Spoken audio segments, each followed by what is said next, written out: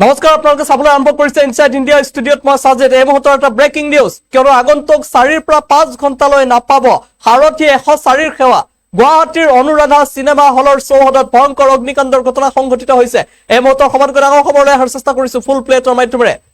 আগন্তুক 4 পৰা 5 ঘণ্টালৈ নাপাব সাৰথী 104ৰ সেৱা গুৱাহাটীৰ অনুৰাধা সিনেমা হলৰ চৌহদত ভয়ংকৰ অগ্নিকাণ্ড ছবিগৃহৰ চৌহদত থকা এটা কাৰ্যালয়ত অগ্নিকাণ্ডৰ ঘটনা সংঘটিত হৈছে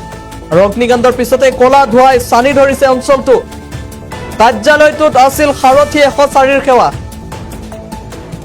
অগ্নিকাণ্ডৰ পিছতে সাময়িকভাৱে বন্ধ হৈ পৰে 104ৰ সেৱা অগ্নিকাণ্ডৰ বাবে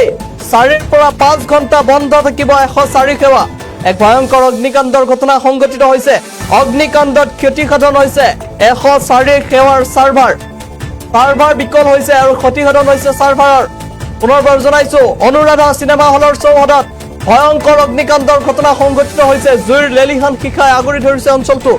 আৰু ছবিগৃহৰ চৌহদত থকা কাৰ্যালয়ত অগ্নিকাণ্ড হৈছে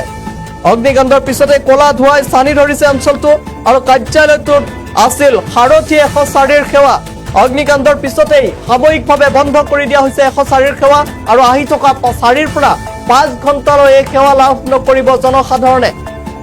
কিয়নো অগ্নিকাণ্ডৰ ফলত ক্ষতিসাধন হৈছে 104 সেৱাৰ সাৰ্ভাৰ